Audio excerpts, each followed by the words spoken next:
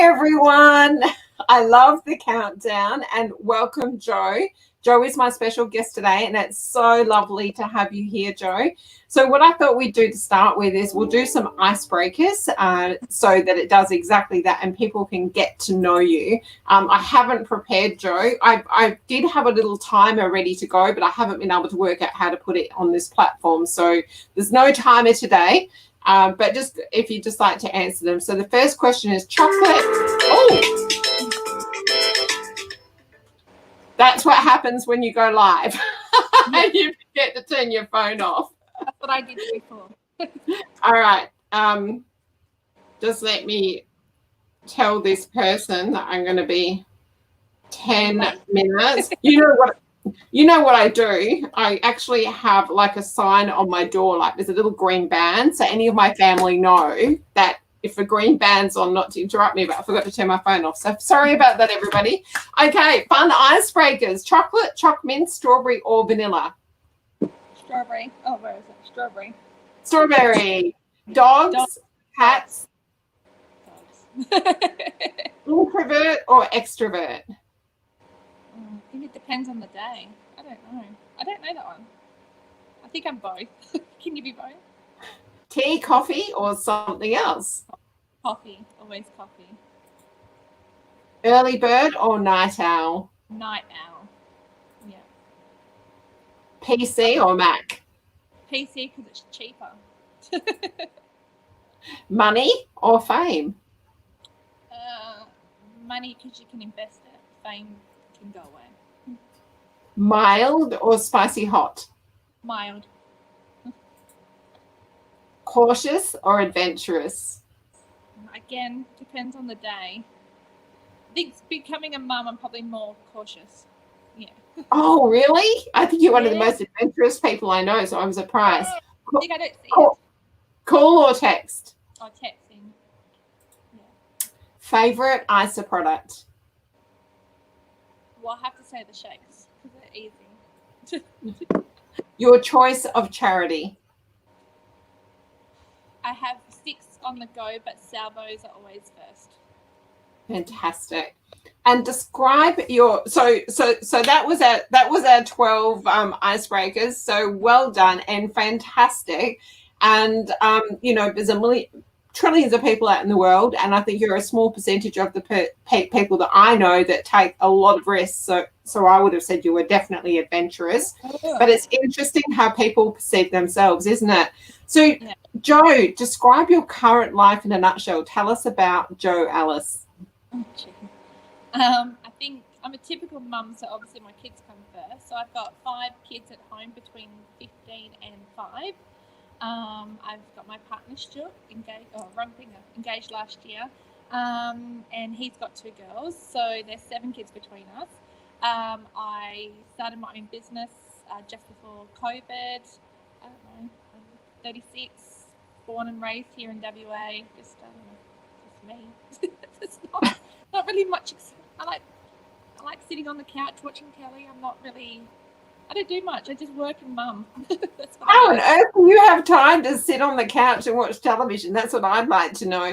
So, Jo, since I've known you over the last 2 years, and we were introduced by Councillor Lewis Flood, like a mutual friend, and he actually introduced us. I'll just tell the story quickly. I'd been running local networking meetings down at the Mindarie Marina, for those of you who are watching that are local. And I had an idea that I would like to start another one in Yanchep. And Lewis felt that Jo would be the perfect person. He felt that we had a lot in common. So he introduced us a few years ago. And in the time that I've known you, you have done a lot of things and started a lot of new ventures. And I've worked in aged care, Jo, so I've seen people at the other end and they don't take risks. And for you, you've obviously got that intuitive feeling that if nothing changes, nothing changes. So what leads you to make changes in your life and what drives you? I think it's trial and error. Also the fact, like, I am a mum, so my kids and when I was growing up, my mum always made us a priority. So she, instead of having a full-time job, she had like 3 or 4 small casual jobs so that she was always there for school pickup and to before and after school time. And that was really, we had no idea that she ran around like a crazy person while we're at school. So that was always important to me to have that balance. And when I was looking at going back to work, I couldn't, well, nobody wanted to hire me because of my age. And I couldn't, nothing that I had done in all the years of volunteering and party plan even qualified on a resume, even though I did it for so long. So I had to find jobs that suited my family, because otherwise I was just going to put them in daycare and pay someone else, earn an income to pay someone else to raise my kids. And I just didn't see it just didn't suit me. So I just have to keep trying something that makes money for my family that works. But I also want to be happy doing it. I don't want to be bored. So yeah. So tell us about your business. What where did that idea come from? So I was doing Tupperware for like 4 years, and I'd become a manager, and I worked for it, and I thought that was my career highlight. I thought that's what I wanted, but I didn't get that that I thought I was going to get from it. So I still just kept plugging along, waiting for that feeling to come, and it didn't. And I was at a market, and another lady said to me, "Oh, why don't you put your Tupperware in a collective shop?" I'm like, "What's a collective shop?" So she told me what it was, and then we started talking how good it would be to have one local. So I told my partner, and I just laughed about it, like, I would never do that. And then he said, "Well, I believe you could." And then I put up a post saying if I was to open a shop, would anyone want to put their stuff in there? And then every week, like another 5 people were adding to it. So we opened the shop with 23 suppliers, and we're at 71 now. Wow. So we're a collective shop. So in a nutshell, that basically means I either sell products myself that I've purchased, or I sell other people's products for them on consignment or rent. So I'm basically like a 6-day-a-week market that people can just sit at home and make money from. And you run that all yourself, and you're also, because I've witnessed it, you're also doing personal development, because you're giving volunteers the opportunity to come in and learn a lot of skills as well, aren't you? Yeah, we have some people here who have been trying to get back into the workforce, at certain ages and all that stuff, and they can't find, nobody wants to take on work experience and stuff like that.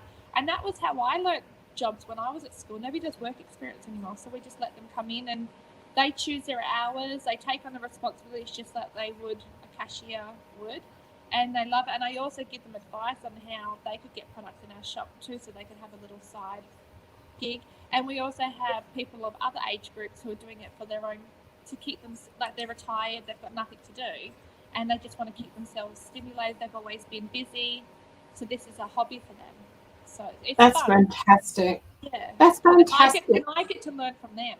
So yeah. So your experience prior to this, you've gathered a lot of life skills, because it's not an easy feat opening up a shop and employing all these people, and having having to develop skills to be a parent. Certainly transferable, aren't they, when you've got your own business?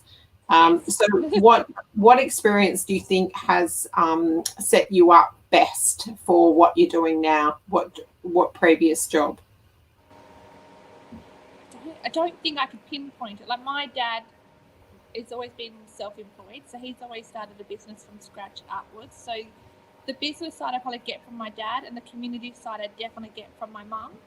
So I think it was just natural for me.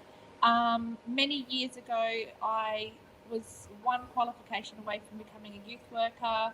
I volunteered at the Salvos in the food department, and with Tupperware and PNC fundraising and stuff like that, it all just gives you that drive to that, if you just push a little bit harder, something can happen. So I just figured you just give it a crack. Worst case scenario, I go home with some really good Bunnings shopping. Yeah, that's fantastic, Jo. And I know that you also had some goals regarding your health, and that's why you've recently started on the isolene shakes, and you've already said that strawberry's your favourite. So what's your experience been with that so far? It's good, because I am, like, I don't I am busy. Like, so my 5-year-old is very clingy to me, so I'm always with a child. So the things I want and the things I get are two different things as a mum. So I've just replaced, instead of making myself a pod coffee in the morning, which takes a little bit of effort, I just make a shake instead. So I don't feel like I've done anything, but yet I've lost weight. So that's what I liked about it. And then now that I'm seeing the results, I'm now more curious to think, oh, I might try the snack bars now, because it's all just easy. The job's done for me. And before, when I tried to lose weight, it was like 3 hours at the gym and I have to prepare all this stuff and I have to do this. I don't think about it with us. I just use it.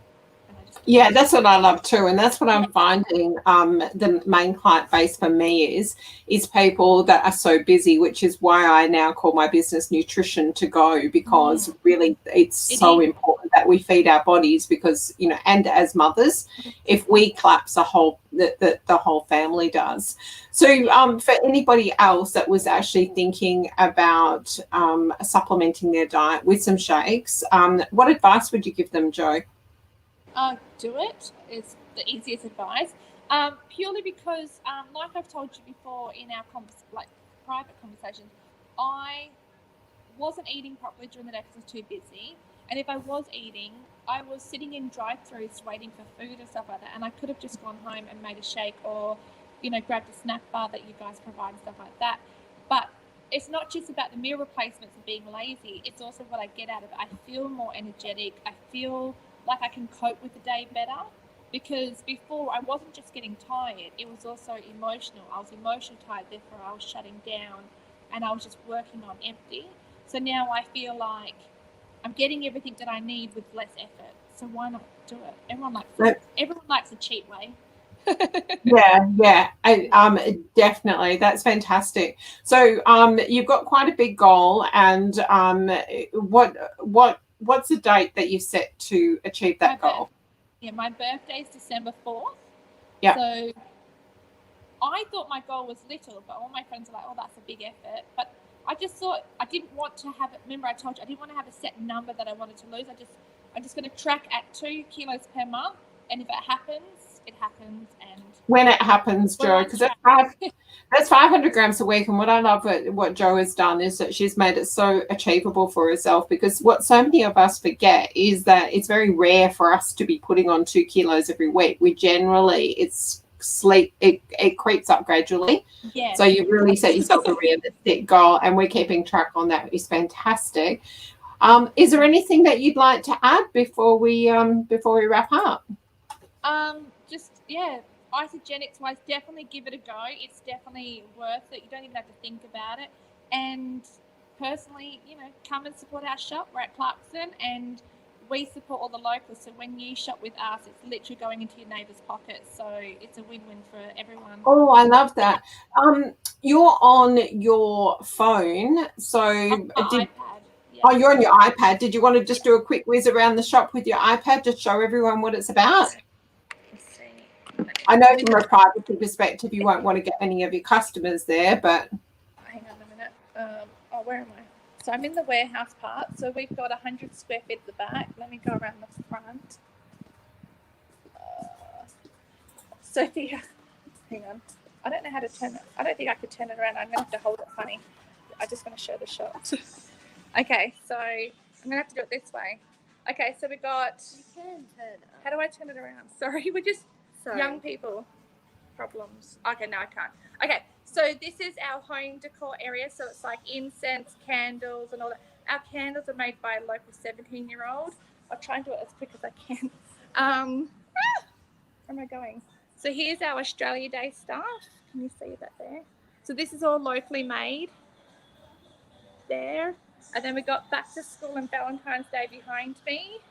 And then we've got a whole kids section over here. And then this might be the easiest way if I do this. There you go.